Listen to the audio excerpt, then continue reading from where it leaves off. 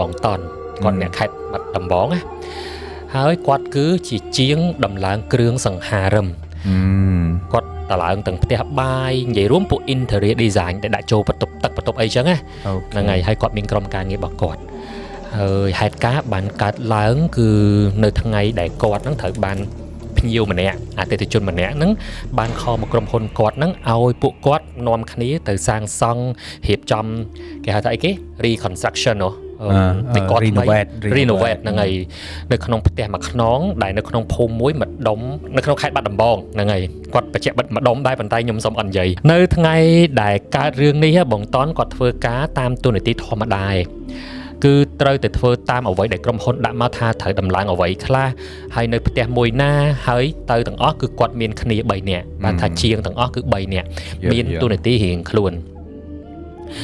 អ្នកដំបងគេហ្នឹងគឺជាមេជាងជាមួយនឹងអ្នកបាក់ឡានជាមួយនឹងបងតនអញ្ចឹងវា3នាក់បងតនមេជាងហើយនឹងអ្នកបាក់ឡានហ្នឹងហើយ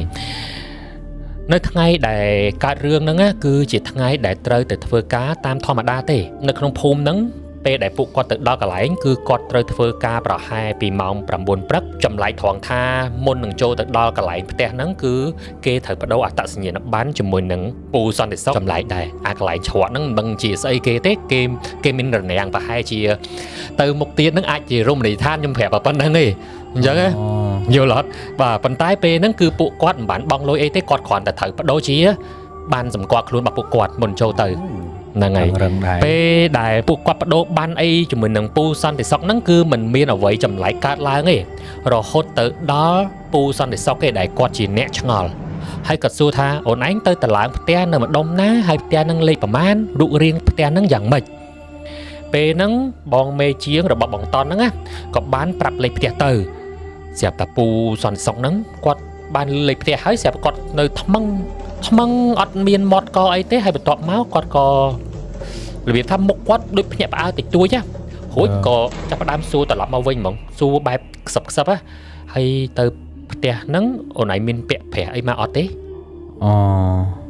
សួរចឹងហ្មងហើយពួកបងតនហ្នឹងគាត់នាំគ្នាឆ្ងល់មើលមុខគ្នាថាហេតុអីបានសន្តិសុខមិនមែនជាទូនទីរបស់គាត់ហ្នឹងគាត់ទៅសួររឿងហ្នឹងអូខេវាអត់តាក់ទងជាមួយទូនទីគាត់ឯសំបីតែបន្តិចអញ្ចឹងណាហើយក្នុងគណៈពេលដែលបងតនកំពុងតែឈរមើលមុខគ្នាឆ្លើយអត់ចេញហ្នឹងស្រាប់តែពូសន្តិសុខហ្នឹងក៏បាននិយាយថាអត់អីទេចូលក៏ចូលទៅតែកុំទៅផ្លូវត្រង់ត្រូវបត់ឆ្វេងហើយទៅដល់ផ្លូវខាងមុខហ្នឹងដល់មាត់ផ្លូវកុំទាន់បត់ទៅត្រង់តិចទៀតចាំបត់ស្ដាំនៅពេលដែលទៅដល់ផ្លូវតបត់តែបន្តិចដល់ហើយអញ្ចឹងបងតនក៏នាំគ្នាបើកឡានចូលទៅតាមផ្លូវហ្នឹងគាត់នាំគ្នាអង្គុយមើលមុខគ្នាហ្មងថាចម្លែកហេតុអីបានពូសន្តិសុខគាត់ប្រាប់អញ្ចឹងហើយការពិតមានផ្លូវពីរផ្លូវមួយទៅត្រង់អាចទៅដល់ហ្មងតែពូសន្តិសុខអត់ឲ្យទៅផ្លូវត្រង់ហ្នឹងឯងឲ្យទៅផ្លូវបត់បែនទៅរកផ្លូវតចាំចូលវាចម្លែកតែពួកគាត់មិនបានឆ្ងល់អីច្រើនគាត់ក៏ធ្វើតាមសន្តិសុខប្រាប់ទៅរហូតទៅដល់ផ្ទះអតិថិជនមែនទៅដល់មែនពេលដែលទៅដល់ហ្នឹងផ្ទះដែលត្រូវឡើងដំឡើងថ្ងៃហ្នឹងគឺវាមើលទៅដូចជាផ្ទះទូទៅធម្មតាទេដែលមានរចនាបថបែបបារាំងហើយមាន3ជាន់ធម្មតានៅខេត្តបាត់ដំបងសម្បូរផ្ទះបារាំងណាអ្នកដែលសល់ពីអាណានិគមមកហើយមែនតើពេលដែលយើងទៅបាត់ដំបងម្ដងក៏យើងស្រឡាញ់ដែរណាអារចនាបថបែបបារាំងហ្នឹងណាសល់ពីមុនហ្នឹង Yes ដល់ពេលស្រឡាញ់អញ្ចឹងពេលខ្លះយើងគិតកន្លែងហ្នឹងដែរពេលដែលទៅដល់កន្លែងហ្នឹងហើយពួកគាត់ហ្នឹងក៏នាំគ្នាចុះពីលើឡានបងតនបានសង្កេតឃើញថាមេជាងរបស់គាត់ណាមិនដើរចូលទៅមើលផ្ទះហ្នឹងមុនដើម្បី check ពី area មើលតំបន់ថាតើគាត់ត្រូវធ្វើអីខ្លះព្រោះជាមេជាងទៅដល់ឈរថ្មឹងក្រោមផ្ទះហ្នឹងហ្មងហើយគាត់ងើយមុខឡើងទៅមើលផ្ទះខាងលើងើយឡើងថ្មឹងដូចកំពុងតែសម្លឹងអីម្យ៉ាងចឹងភ្នែកគាត់អត់កលិះសោះហ្មងពេលហ្នឹងតនសម្លឹងមើលតាមគាត់ដែរតែអត់ឃើញអ្វីខុសប្រក្រតីផងហើយគាត់ក៏ដាស់មេជាងបងហៅម្ដងមេជាងនោះអត់តបទេតនក៏ហៅទៀតបងផ្ទះស្មាពឹមមេជាងភ្ញាក់កញ្ញាងហ្មងមេជាងភ្ញាក់កញ្ញាងហើយគាត់ក៏ប្រាប់ថាតោះបញ្ញាប់រៀបចំរបស់ចូលធ្វើបញ្ញាប់រួចរងត្រឡប់ទៅវិញមើលតនក៏សួរថាកើតអីបងកើតអីថាអត់មានអីទេធ្វើតែតាមអញប្រាប់គាត់អត់ប្រាប់អីទាំងអស់តែតំណងថាគាត់ឃើញអីហីយ៉ាតនក៏អត់បានគិតអីច្រើនដែរអញ្ចឹង គាត់គាត់តែគិតថាអញ្ចេះទង្វើនេះចម្លែកខ្លាំងមែនតើចំពោះមេរបស់គាត់ព្រោះមេជាងម្នាក់ហ្នឹងណានៅពេលដែលគាត់ទៅធ្វើការខាងក្រៅបែបនេះគាត់អត់ដែលមានអត្តចរិតបែបហ្នឹងដោយសារតែគាត់គឺជាមនុស្សដែលមើងម៉ាត់មនុស្សហ្នឹងគឺធ្វើការម៉ត់ចត់អត់បខំតែថ្ងៃនេះគ្រាន់តែចុះទៅដល់កន្លែងភ្លាមសន្លឹងផ្លឹកមួយផ្លែតប្រាប់តង់ថាបញ្ញាប់ធ្វើការឲ្យលឿននឹងអាចត្រឡប់ទៅផ្ទះវិញឲ្យមុនពេលយប់ អូខេរបៀបថាវាប្លែកសម្រាប់ទាំងក្រុមការងារឲ្យគាត់ទាំងអស់ហ្មងហ្នឹងហើយព្រោះគាត់គឺជាមេជាងដែលមើងម៉ាត់ឲ្យធ្វើការមួយម៉ត់ចត់ថ្ងៃនេះមិនទាន់បានធ្វើការផងបខំបញ្ញាប់ទៅផ្ទះវិញវាចម្លែកខ្លាំងមែនតើសម្រាប់តន់ដោយសារតែលក្ខណៈផ្ទាល់ខ្លួនរបស់មេរបស់ខ្លួនមិនមែនបែបនេះនោះទេហ្នឹងហើយជាពិសេសអាការងារចូលមកដល់ផ្ទះរបស់អតិថិជនចេះទៀតគឺគាត់ម៉ត់ចត់ខ្លាំងមែនតើសម្រាប់គាត់ជាមេជាងពេលដែលធ្វើតាមហើយរើចំអីវ៉ាន់ចេញពីឡានអស់ហើយពេលបើកទ្វារចូលផ្ទះបាទតន់សង្កេតឃើញថាផ្ទះហ្នឹងនៅក្នុងផ្ទះមុខផ្ទះគេហ្មងគឺទៅដល់កន្លែងទទួលភ្ញៀវបន្ទាប់មកក៏ចិន្តាហ្នឹងគឺឃើញមានកណ្ដាលផ្ទះតែម្ដងហើយនៅខាងស្ដាំតន់កលេចមើលទៅគឺជាផ្ទះបាយបើកចំហមួយបន្ទាប់ទៅគឺជាបន្ទប់ទឹកផ្ទៃក្នុងផ្ទះតុបតែងពណ៌រៀងស្អាតទាំងអស់តែម្ដងហើយផ្ទៃខាងក្រៅពណ៌សធម្មតានិយាយរួមមើលទៅវាដូចជាផ្ទះដែលទៅតែជួសជុលឡើងវិញមិនទេព្រោះអីវាមានក្លិនភាយរបៀបស្អុយខ្លះក្អូបខ្លះដូចជាមានក្លិនគ្រឿងក្រអូបផ្សាយភាយអាក្លិនគេសែនណាក្រអូបផ្សាយភាយពេញផ្ទះហ្នឹងហើយក៏លាយឡំជាមួយនឹងក្លិនស្អុយបែបសំណើមស្នឹមប្រហែលដោយសារតែបិទចិត្តពេកធ្វើឲ្យអាក្លិនស្នឹមពីខាងក្នុងផ្ទះហ្នឹងមិនអាចផ្សាយភាយចេញមកខាងក្រៅផ្ទះបានតែមិនដឹងក្លិនអីប្រកាសក្លិនធុកឬក្លិនក្អូប Yes គាត់គិតថាពេលខ្លះចុះអាផ្ទះដែលពងធ្វើហើយយើងធ្វើ interior design ហើយអាពេលដែលយើងចូលទៅឈួរភ្នែកมันមានក្លិនអញ្ចឹងដែរអាហ្នឹងក្លិនថ្នាំហ្នឹងហើយតន់គាត់និយាយថាក្លិនហ្នឹងក្លិនរៀងក្អូបដូចសាំងក្អូបបន្តិចដូចផ្ទះគេតែជួសជុលហើយហ្នឹងរបៀបអញ្ចឹងហើយហៅពួកគាត់មកទៅអីរបៀបចេះតែតន់គាត់ចេះតែគិតក្នុងចិត្តថាអាចមកពីខ្លួនឯងគិតច្រើនពេកពេលហ្នឹងក៏ដើរទៅរៀបចំឧបករណ៍ទៅនៅពេលដែលគាត់បាយខ្នងរៀបចំឧបករណ៍ពេលដែលតឡើងសុកគាត់ក៏មានអារម្មណ៍ត្រជាក់វឹបពីក្រោយខ្នងគាត់ហ្មងស្រាប់តែគាត់មានអារម្មណ៍ថាមាននរណាគេម្នាក់សម្លឹងគាត់គ្រប់ពេលតាំងពីពេលចុះពីលើឡានមកម៉េះតែនៅក្នុងផ្ទះហ្នឹងមានតែ3នាក់ទេគាត់ក៏លេចមើលទៅមេរបស់គាត់ហើយនឹងជាងឡានធ្វើការរៀងខ្លួនតែហេតុអីបានគាត់នៅតែមានអារម្មណ៍ថាមានកសែភ្នែកសម្លឹងមកមើលគាត់មានអារម្មណ៍ថាមានអ្នកផ្សេងនៅក្នុងនឹងដែរអញ្ចឹងកំពុងតែសម្លក់សម្លឹងមកពួកគាត់គ្រប់ជំហានតែម្ដងគាត់ដើរទៅធ្វើអីក៏ដោយក៏មានអារម្មណ៍ថាភ្នែកហ្នឹងកំពុងតែសម្លឹងមើលគាត់ដែរហើយបេះដូងគាត់អត់ដឹងមានបញ្ហាអីទេសុកបុកឡើងញាប់យកហ្មងឌឹបហ្មងណាដូចឲ្យបថ្នោឲ្យតម្រុយអញ្ចឹងណាតែគាត់អត់បានឃើញអីផងហេតុអីបានសុកបេះដូងគាត់បុករបៀបដូចគេមកឲ្យដឹងអញ្ចឹងតែយើងមើលអត់ឃើញអញ្ចឹងអាហ្នឹងរបៀបថាប្រតិកម្មខ្លួនយើងជាមួយ natural ត្រូវគេជឿឯងរបៀបយើងប្រតិកម្មជាមួយអីមួយយ៉ាងដែលនៅជុំវិញខ្លួនយើងណាដូចរបៀបគេដូចដើរក្រោយខ្នងឲ្យសុកតែជាក់សើអញ្ចឹងអាហ្នឹងអត់ដឹងខ្លួនមកពីអីទេហើយពេលខ្លះអត់ទាំងមានខ្យល់ផងហេតុអីបានយើងទៅជាក់វឺតព្រឺសបល់អីអញ្ចឹងណាសុកវឺតក្រុមជើងយើងទៅអញ្ចឹងទៅពេលវេលាកន្លងទៅបន្តិចហ្នឹងពួកគាត់បាននាំគ្នាធ្វើការបានមួយសន្ទុះធំដែរហើយពេលហ្នឹងតន់ក៏ត្រូវឡើងទៅលើកទ្វារទូអេណុកហ្នឹងមកដំឡើងទូអេណុកមិនធម្មតាវាមិនចាំងផ្លាតតែទូអេណុកដែលគាត់ធ្វើហ្នឹងអត់តន់ខាតទេអញ្ចឹងវារៀងព្រិលដែរស្រាប់តែគាត់ឆ្លុះឃើញសំម៉ោចេញពីទូដែកអេណុកហ្នឹងហ្មងគាត់ឃើញសំម៉ោខ្មៅបានដើរចូលមករកគាត់តិចម្ដងពីចដាលខាងក្រោយគាត់ហ្នឹងស្រាប់តែគាត់ឃើញបែបហ្នឹងគាត់ភ្ញាក់ព្រឺតបញ្ញាប់ងាកទៅមើលស្រាប់អត់ឃើញអីទាំងអស់ហ្មងឃើញតែចដាលទៅទេតែពេលដែលមើលនៅក្នុងអ៊ីណុក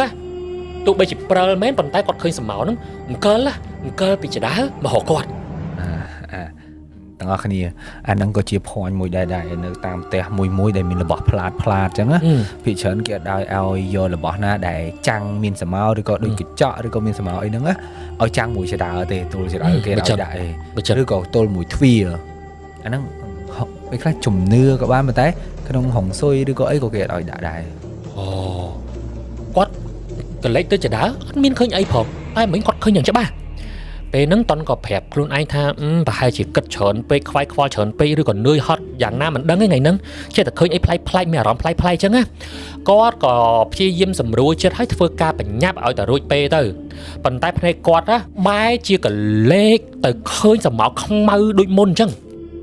ឈរម្ដងទៀតនៅម្ដងនៅមុខបន្ទប់ទឹកម្ដងនៅមុខកម្មចដៅគាត់នៅរៀបចំការងាររបស់គាត់តែគាត់របៀបថាមិនមែនកលេសទៅបែរទៅត្រង់ចំទេគាត់របៀបថាឃើញកតុយភ្នែក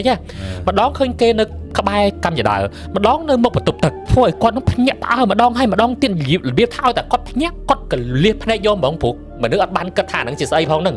ហើយធម្មតាតែយើងឃើញណាគេធ្វើអីហ្នឹងមិនងាកទៅមើលគ្រប់ពេលដែលគាត់ងាកទៅមើលអត់ឃើញអីទាំងអស់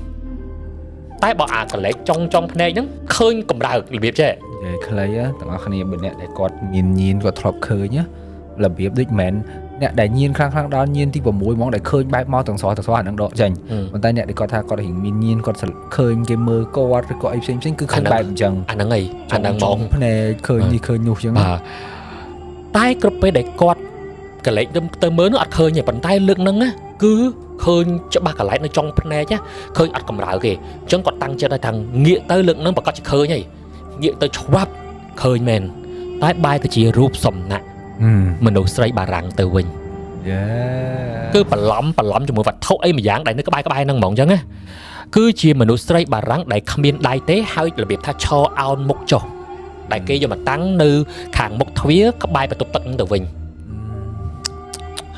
ហើយធម្មតាផ្ទះបារាំងជនបរទេសនៅចូលចិត្តតាំងហុងអញ្ចឹងណាហុកដែលអត់ដៃអត់ជើងអីអញ្ចឹងតែបើនៅក្នុងនៅក្នុងហុងស៊ុយឬក៏អីអញ្ចឹងគេឲ្យតាំងហុកអញ្ចឹងឯងគេឲ្យចង់ធ្វើឲ្យពេញ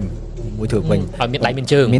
ប៉ុន្តែទី2នៅក្នុងផ្ទះគេអត់ចូលចិត្តឲ្យតាំងរូបសំណាក់ទេបើដូចខ្មែរយើងចូលចិត្តតាំងរូបអប្សរាអីផ្សេងៗគេអត់ចូលចិត្តឲ្យតាំងដោយសារអីពេលខ្លះគាត់រៀងអត់ត្រូវនៅមួយយើងអញ្ចឹងគាត់នារីទេពគាត់ត្រូវនៅកន្លែងផ្សេងយើងអត់អាចយករបស់មកមិចចុះបើរូបបើជារូបភាពជារូបគំនូអត់អីទេតែកន្លែងដែលគេដាក់ភិកច្រើនគេឲ្យដាក់តែបន្ទប់ទទួលភ្ញៀវមួយគត់ក្រៅពីហ្នឹងកន្លែងផ្សេងគេឲ្យដាក់តន់មានអារម្មណ៍ថាខ្លួនឯងគិតច្រើនប្រហែលជានឿយហត់ខ្លាំងពេកហើយក៏ដើរទៅលាងមុខនៅក្នុងបន្ទប់ទឹកដើរចូលទៅហ្មងហ្នឹងហើយនៅពេលដែលគាត់ដើរចូលទៅម្ដងតិចហ្នឹងអាខ្នងគាត់ចេះតែមានអារម្មណ៍ថាព្រឺចឹងទៅធម្មតាខ្លួនកំពុងតែគិតថាខ្លួនឯងជួបអីហ៎អញ្ចឹងទៅលាងមុខប៉ុន្តែអារម្មណ៍ហ្នឹងនៅតែព្រឺចឹងណាហើយក៏បានដើរទៅកាត់មុខរូបសំណាក់ដែលគាត់ឃើញហ្នឹងស្រាប់តែគាត់មានអារម្មណ៍ថាខ្លួនគាត់ព្រឺសម្បល់ពេញដៃពេញជើងហ្មងហើយក៏លេចនៅអារម្មណ៍មួយដែលកាត់នៅក្នុងខួរក្បាលគាត់ដូចធ្វើឲ្យគាត់នឹងខ្លាចអ្វីមុនមិនដឹងដូចគេមកសង្កត់ចិត្តគាត់សត្រុបពីលើខ្លួនគាត់ហ្មងណាធ្វើឲ្យគាត់ខ្លាចឡើងញ័រអត់មានមូលហេតុទាំងដែលអត់មានអីសោះគាត់ឃើញអីទាំងអស់តែខ្លួនគាត់ទៅជាញ័រល្ងាយកបណ្ដោយអានឹងដូចគេ control ព្យាយាមសង្កត់គាត់ឯពេលហ្នឹងថាបើមនុស្សនឹងខ្សោយវិញអាចនឹងគេចូលបានទៀតគឺគាត់អត់មានមូលហេតុច្បាស់លាស់គាត់ព្យាយាមដើរចូលយឺតឆ្លងកាត់រូបសំណាក់ហ្នឹងចូលទៅក្នុងបន្ទប់ទឹកដែលព្យាយាមមិនក្រឡេកមើលរូបសំណាក់ហ្នឹងដោយត្រង់ទេបន្ទាប់មកគាត់ព្យាយាមខំប្រឹងទប់ព្រោះគាត់ជាមនុស្សប្រុសដែរគាត់លាងមុខហើយគាត់ដើរចេញមកវិញហ្នឹងដើរមកវិញហ្នឹងក៏អត់ហ៊ានមើលមុខគេដែរគាត់មានអារម្មណ៍ថាប្លែកចិត្តខ្លាំងមែនទែនព្រោះឯដើរចេញមកវិញអត់មានអ្នកគេនៅក្នុងផ្ទះលេងមិញដែលគាត់ដើរចូលគឺគាត់ក៏លេចឃើញមេជាងហើយនឹងតកងឡាននៅធ្វើការរៀងខ្លួនណាលាងមុខហើយចេញមកវិញអត់មានអ្នកគេនៅក្នុងផ្ទះដើរលេងបាទនេះធ្វើម៉េចគេទៅផ្ទះអស់ឬក៏មិនដល់ពេលអញ្ចឹងទៅគាត់ក៏ទៅខំប្រឹងមើលហើយអត់មានឃើញឆែកមើលគ្រប់បន្ទប់ក៏អត់មានគាត់រត់ចេញទៅក្រៅផ្ទះក៏ឃើញមេជាងបាទឃើញមេជាងហើយនឹងតកងឡានហ្នឹងនៅខាងក្រៅមេជាងនៅឈរខាងក្រៅទ្វារផ្ទះហើយក៏លេចមើលមកផ្ទះហ្នឹងដូចកំពុងតែសម្លឹងមើលអ្វីមួយយ៉ាងអញ្ចឹងមើលមកក្នុងផ្ទះហ្នឹងណាហើយចំណែកឯអ្នកបើកឡានវិញគឺគាត់នៅក្នុងឡានបដ ாய் ធៀងប្រឆេះឡានបដ ாய் រួចជាស្រេចតែម្ដងតែអត់តន់ទៅណាទេគាត់គ្រាន់តែរបៀបមិនធ្វើការតែប៉ុណ្្នឹងទេតន់គាត់ក៏ប្លែកចិត្តជាងរដងហើយគាត់ក៏ដើរទៅសួរមេជាងថាបងអើយមិនក៏មិននាំគ្នាធ្វើការទុកការងារអត់តន់រួចផងហ្នឹងហើយមេជាងក៏ប្រាប់ថាទៅធ្វើការឲ្យរួចជាមុនសិនទៅគាត់សុំពេលវេលាជួបបរិយបន្តិចសិនតន់គាត់ក៏មិនបានគិតអីច្រើនដែរក៏ត្រឡប់ទៅធ្វើការឲ្យរួចរាល់អញ្ចឹងណាព្រោះអីឃើញមេនៅសុំជួបបរិយហើយបងអ្នកបើកឡានហ្នឹងក៏ប្រាប់ថាគាត់សុំសម្រាកបន្តិចសិនព្រោះគាត់ហត់នៅសល់ពេលអត់ច្រើនម៉ោងទេវាយប់ហើយមិនយូរប្រហែលដែរដោយសារតែតន់គឺគាត់ធ្វើការនេះមកយូរដែរហើយបទពិសោធន៍ជីវិតគាត់គឺពេញខ្លួនតែម្ដង គាត់ក៏បានធ្វើយ៉ាងលឿនរហ័សដល់ពេលចុងក្រោយគាត់ក៏បានសម្អាតរបស់ដែលគាត់ធ្វើដែលចេញមកពីឧបករណ៍ inox ហ្នឹងហើយបន្ទាប់មករៀបចំឧបករណ៍ដែលគាត់ដាក់មកជាមួយហ្នឹងចូលក្នុងកតាបចូលទៅក្នុងកាបូបអញ្ចឹងទៅដើម្បីរៀបឡើងឡានវិញប៉ុន្តែការងារចុងក្រោយគឺគាត់ត្រូវសម្អាតទូហ្នឹងឲ្យស្អាតសិនព្រោះអី inox គាត់ត្រូវការដោះខាត់ឲ្យវាចាំងជូតឲ្យលោងហ្នឹងហើយគាត់ក៏បានចាក់អាល់កុលពីលើដៃ inox ហ្នឹងដើម្បីឲ្យមើលទៅសស្អាតធៀមបកុលឲ្យអតិថិជននៅពេលដែលគាត់កំពុងតែអង្គុយជូតទូ inox ហ្នឹងទូ inox វាស្អាតអញ្ចឹងមើលមិនឃើញសម្ោលមើលអត់ស្ដឹងទេចោលដល់លើកនេះច្បាស់ចេះហ่าលើកនេះគឺគាត់ឃើញសម្ោលនឹងទៀតហើយប៉ុន្តែមិនមែនជាសម្ោលបន្តទៀតទេគឺឃើញច្បាស់តែម្ដងលើកនេះដោយសារតែជូតសម្អាត inox ហ្នឹងហើយវាភ្លឺចាំងជាងមុនលើកនេះដូចចង់មិនដឹងទេលើកនេះគាត់បានឃើញសម្ោលដែលឆ្លុះបញ្ចាំងរបស់ទូ inox ហ្នឹងណាគឺជាមនុស្សហ្មងជាមនុស្សប្រុសម្នាក់រូបគេឆ្លុះបញ្ចាំងចូលតាមទូ inox ហ្នឹងដែលគាត់កំពុងតែជូតហ្នឹងគឺមនុស្សប្រុសហ្នឹងឈរមើលគាត់ពីខាងក្រោយហើយរបៀបថាអោនខ្លួនគេហ្នឹងយកមកក្បែរបង្តន់ហ្មងអោនម្ដងតិចចូលមកក្បែរគាត់ហ្មងហើយរូបរាងដែលអាចមើលឃើញគឺជាមនុស្សប្រុសធាត់ទៅទៀតគេអត់មានសក់ទេហើយក៏អត់មានដៃដែរក្របភ្នែករបស់គេគឺខ្មៅក្រឹបហ្មងទោះបីជាមើលមិនឃើញក្របភ្នែកក៏គាត់មានអារម្មណ៍បានដែរថាអ្វីដែលឈរនៅពីខាងក្រោយគឺកំពុងតែសម្លឹងមកគាត់ច្បាស់ណាស់មិនមែនជាមនុស្សទេគាត់ភ្ញាក់មកទំហឹងខ្លួនហ្មងហើយក៏បញ្ញាប់គេហៅថាតាំងចិត្តបញ្ញាប់ក៏លេចទៅក្រោយភ្លាមហ្មងស្រាប់តែអត់ឃើញអីទាំងអស់ឃើញតែចដាវដដែលអាចចដាវវងដែលឡើងទៅផ្នែកខាងលើនៃកណ្ដាលផ្ទះហ្នឹងឃើញតែចដាវហ្នឹងដដែលពេលហ្នឹងគាត់មានអារម្មណ៍ថាខ្លាចខ្លាំងមែនទែនអង្គុយអត់ជាប់អត់ទេគិតនៅក្នុងចិត្តថាឬមួយនេះជាសារហេតុដែលមេជាងហើយនឹងអ្នកបើកឡានត្រូវបញ្ញាប់ត្រឡប់ចេញទៅខាងក្រៅផ្ទះហើយទុកឲ្យគាត់នៅធ្វើការតែម្នាក់ឯងបែបនេះអត់ចាំយូរទេក៏បញ្ញាប់រៀបចំអីវ៉ាន់ឲ្យលឿនបំផុតហើយក៏លើករបស់របរចេញទៅរួចការងារមុនពេលយប់ល្មមគ្រប់គ្នាក៏បញ្ញាប់ឡើងឡានហើយចាក់សោផ្ទះហ្នឹងរហូតបើកឡានចេញទៅដល់កន្លែងសន្តិសុខដើម្បីដូរអត្តសញ្ញាណប័ណ្ណមកវិញតែក្រោយពីយកបានហើយពីសន្តិសុខហើយហ្នឹងគឺគាត់ទ្រាំលេងបានហើយដោយសារតែជួបមកស្រស់ពេកគាត់ក៏សួរថាបងខ្ញុំសួរបងឯងមែនតើណាអ្វីដែលបងឯងសួរពួកខ្ញុំមុនថាមានពាក្យប្រាក់អីមកអត់ហ្នឹងតើវាមានរឿងអីបាត់មែនអត់ហ្នឹងហើយគាត់សួរទៅសន្តិសុខអញ្ចឹងពេលហ្នឹងបងសន្តិសុខគ្រាន់តែញឹមហើយគាត់អត់ចង់ឆ្លើយតបអីទាំងអស់ប៉ុន្តែគឺសុំវល់ឲ្យគាត់ប្រាប់ហ្មងព្រោះអីគាត់ក៏បានជួបដែរគាត់បានប្រាប់ដំណើរដើមតងទៅសន្តិសុខហ្នឹងអញ្ចឹងណាហើយទីបំផុតបងសន្តិសុខហ្នឹងក៏គាត់បាននិយាយស្ដាប់ថាផ្ទះហ្នឹងគឺមានគេនៅកន្លែងហ្នឹងដើមកំណើតរបស់ផ្ទះហ្នឹងពីមុនណាគឺជាផ្ទះរបស់ប្តីប្រពន្ធ2នាក់តែប្តីប្រពន្ធហ្នឹងគឺជាជនជាតិថៃហ្នឹងហើយជនជាតិផ្ទះលេខ2តែមានថ្ងៃមួយប្តីគាត់ហ្នឹងត្រូវបានគេចាក់ស្លាប់ត្រូវបានគេសម្លាប់ព្រោះអីគឺចោលបានចូលទៅលួចផ្ទះរបស់គាត់ចូលលួចផ្ទះហ្នឹងហើយយកកបិតចាក់គាត់ហើយយកដុំឈើដែលនៅក្បែរចដើហ្នឹងវាចំក្បាលស្លាប់នៅនឹងកន្លែងចដើមកបន្ទប់ទឹកហ្នឹងហ្មងបន្ទប់ទឹកដែលគាត់ឃើញរូបឃើញហ្នឹងចំណែកឯប្រពន្ធគាត់គឺទៅមានសង្សារថ្មីបន្ទាប់ពីប្តីស្លាប់ហើយសង្សារគាត់ហ្នឹងគឺជាជនបរទេសហើយផ្ទះដែលតន់ចូលទៅដំឡើងគ្រឿងសង្ហារឹមអីហ្នឹងក៏ធ្លាប់មានអ្នកមកជួសជុលម្ដងហើយតុបតែងឡើងវិញទាំងអស់ហើយការតុបតែងថ្មីនេះគឺដើម្បីអីគេគឺដើម្បីលក់ឲ្យទៅម្ចាស់ថ្មីព្រោះម្ចាស់ដើមក៏គេមិនអាចនៅកន្លែងហ្នឹងបានដែរដោយសារអីគេគ្រប់ពេលវេលាគឺរាល់ពេលកដាយប់មកឲ្យតែកដាយប់ពឹមអ្នកនៅជាន់ខាងលើតែងតែលឺសូរសំឡេងអ្នកនៅជាន់ក្រោមគ្រប់ពេលវេលាហ្មងទាំងដែលអត់មានមនុស្សទេគឺមានមនុស្សនៅជាន់ខាងក្រោមពួកគេហាក់បានឃើញថានៅថ្ងៃមួយពួកគេចុះមកក្រោមភ្លាមពួកគេហាក់បានឃើញថារូបសំណាក់ដែលនៅបន្ទប់ទឹកហ្នឹងចេះរំកិល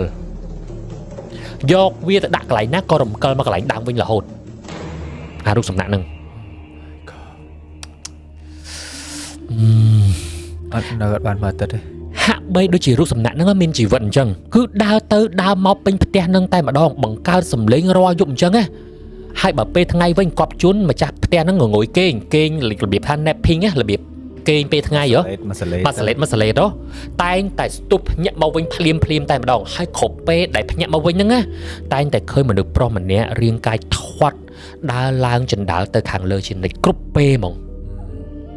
តែមិនស្រួលគាត់ឡើងអត់រួចគាត់ស្លាប់នឹងក្រោម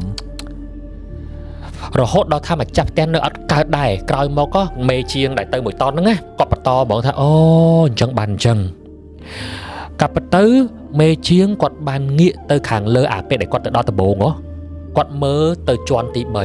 3ដែលមានបង្អួចទ្វារធំហ្នឹងណា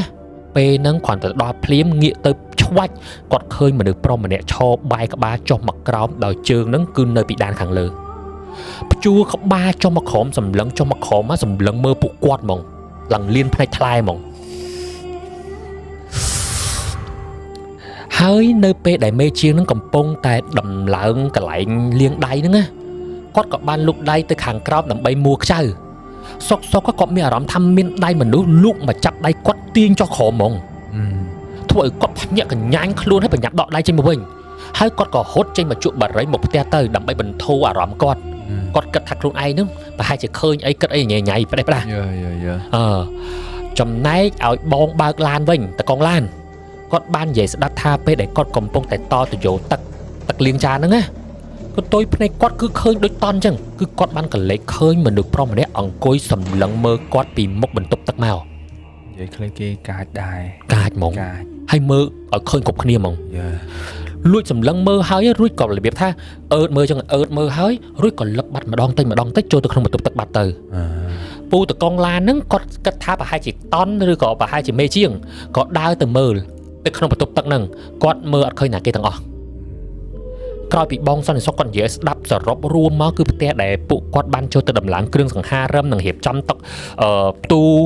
អ៊ីណុកហើយនឹងរៀបចំតយោទឹកអីហ្នឹងណាគឺធ្លាប់ជាផ្ទះរបស់ប្តីប្រពន្ធជនជាតិថៃហ្នឹងពីមុនមកហើយមានចៅចូលលួចក្នុងផ្ទះហើយចៃដន្យជួបជាមួយប្តីចៅក៏បានយកកបិតចាក់ហើយយកដុំឈើនៅក្បែរបន្ទប់ទឹកហ្នឹងវាយចំក្បាលរហូតដល់ស្លាប់នៅត្រង់បន្ទប់ទឹកហ្នឹងតែម្ដងសំណាងយប់ហ្នឹងគឺប្រពន្ធថ្ងៃហ្នឹងក៏បាននៅផ្ទះទៅព្រួយខ្លួនណាកុំអីដៅទាំងប្រពន្ធទៀតសាហាវណាហើយរបៀបថាប្តីនៅលើផ្ទះអញ្ចឹងពេលដែលគាត់លឺសូរអីក្រេះក្រោះគាត់មិនចុះមកដល់ពេលចុះមកជួបចៅអញ្ចឹងបានគាត់ចេះតែព្យាយាមឡើងទៅលើផ្ទះវិញណាព្រោះបន្ទប់គាត់នៅលើហ្នឹងហើយអញ្ចឹងយប់ហ្នឹងប្រពន្ធគាត់បាននៅផ្ទះទេទៅព្រួយខ្លួនបាទបានក្រោយពីប្តីស្លាប់ទៅហ្នឹងគាត់ក៏បានទៅយកប្តីថ្មីដែលជាជនជាតិគេតែពេលដែលគាត់នាំប្តីថ្មីហ្នឹងរើទៅនៅផ្ទះជាមួយគ្នាផ្ទះហ្នឹងណាក៏នៅមិនបានដែរព្រោះជួបហេតុការណ៍ចម្លែកកើតឡើងច្រើនដងមែនទែនហើយហេតុការណ៍ដែលខ្លាំងបំផុតគឺនៅពេលដែលប្តីគាត់នឹងកំពុងតែដេកនៅខាងក្រោមផ្ទះដេកសុកស្ទុះក្រោកមកហ្មងបាទក្រោកមកពឹមស្រាប់តែឃើញមនុស្សប្រុសរៀងធាត់ដើរចុះពីចណ្ដាលឡើងលឿនហ្មងរហូតរបៀបថាដើរហកបុកគាត់យកបដ ாய் ពេលហ្នឹងប្តីជនជាតិថៃម្នាក់ហ្នឹងគឺគាត់នៅផ្ទះតែម្នាក់ឯងទេហើយហេតុការណ៍ទាំងអស់នេះពីមួយថ្ងៃទៅមួយថ្ងៃកាន់តែខ្លាំងទៅរហូតដល់ប្តីថ្មីរបស់ម្ចាស់ផ្ទះហ្នឹងគឺគាត់ខ្លាចនៅមិនបានដូចគ្នាគាត់ក៏បានប្រាប់ភរិយារបស់គាត់ហ្នឹងឲ្យលុបផ្ទះនេះចោលតែម្ដងទៅដើម្បីរើទៅនៅ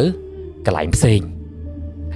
ដោយមុនពេលដែលបកាលក់ហ្នឹងគាត់ក៏បានព្យាយាមជួសផ្ទះនេះឲ្យថ្មីស្អាតដាក់គ្រឿងសង្ហារឹមថ្មី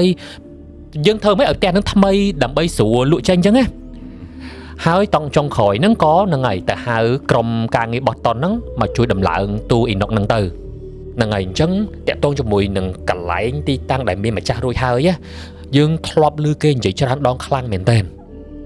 នៅពេលដែលកន្លែងមួយមានមនុស្សស្លាប់ទៅហើយពេលខ្លះរបៀបថាគេអត់តន់ដល់ពេលត្រូវទៅវិញ្ញាណរបស់គេនៅទទួលកម្មលះដួងចិត្តរបស់គេអាចស្ថិតនៅកន្លែងចុងក្រោយដែលគេស្លាប់របៀបថាអត់តន់ដល់ពេលអស់អាឡ័យពីអាកន្លែងដែលចុងក្រោយដែលខ្លួនឯងស្លាប់នៅចងចាំនៅកន្លែងហ្នឹងអត់តន់ទៅណាបានយំគាត់ទៅណាមិនកើតឃើញគេសម្លាប់គាត់អីហើយអត់តន់មានណាគេធ្វើបុណ្យជូនគាត់អីមើលទៅយើងអត់ដឹងទេបើថាពេលខ្លះទោះជាធ្វើបុណ្យហើយក៏ដោយអញ្ចឹងពេលខ្លះកម្មគាត់នៅត្រូវនៅសងកម្មសិនមែនយាយព្រោះមនុស្សដែលអាចស្លាប់គ្នាបានអីសិតតែវាមានកម្មពៀមួយគ្នាអីអញ្ចឹងហីអូអញ្ចឹងបានគាត់នៅចាំអញ្ចឹងទៅឲ្យចេះតែបង្ហាញឲ្យរបៀបហួងហែងផ្ទះគាត់វាប្រហែលជាដូចបើសិនជាយើងដូចមើលរឿងរហដងវាត្រូវការគាត់មានចំណោទមួយដែលគាត់អត់តន់ដោះស្រាយហើយរបៀបដូច ក៏អត់អស់ចិត្ត សុកគេសម្រាប់អញចឹងអញនៅនឹកនេះនឹកឃើញនេះខ្វះនោះអត់តដោះស្រាយក្នុងចិត្ត ព្រោះយប់ដែលគាត់ស្លាប់ប្រពន្ធគាត់អត់នៅផងហើយដល់ពេលស្លាប់ហើយប្រពន្ធគាត់យកប្តីថ្មីមកនៅផ្ទះនឹងទៀតវាណាចាត់ការប្តីថ្មីនឹងបដ ாய் ទៅចឹងបដ ாய் ទៅ ហើយគាត់នឹងមិនខាច់ទៅជាខ្លាចចាស់ខ្មោចចាំទេហើយ គាត់មានបនច្រើនមែនគាត់រៀងដូចជាជំនាញការ ជំនាញការអញ្ចឹងជាម្ចាស់ផ្ទះដើមទៅឯង មានបនប៉ុន្តែបើអត់មានបនទេដូចខ្មោចចាំដី ពេលខ្លះវាអត់តន់ដល់ពេលមួយដែលគាត់ទូទាត់ផលកម្មរបស់គាត់បានណាអញ្ចឹងគាត់ត្រូវនៅបន្តនឹងរហូតដល់ថ្ងៃណាមួយដែលសមស្របដែលគាត់អាចត្រូវទៅបានទៅគាត់ទៅត្រូវទេហ្នឹងហើយតែអាហ្នឹងដល់យើងធ្វើបនឲ្យគាត់ឬសុកគឺវាដល់ពេលវេលាគាត់ទៅហ្មង ដល់ពេលក៏មានធ្វើបនក៏មានធ្វើបននឹងដល់ពេលហ្នឹងវាគិតថាវាប្រហែលគ្នាស្អីតែពេលគេធ្វើបនជារឿយទៅវាដល់ពេលរបស់គាត់ដូចគ្នា អូខេបាទអញ្ចឹងបើអ្នកទាំងអស់គ្នាចូលចិត្តស្ដាប់រឿងហ្នឹងកុំភ្លេចចុច subscribe ផង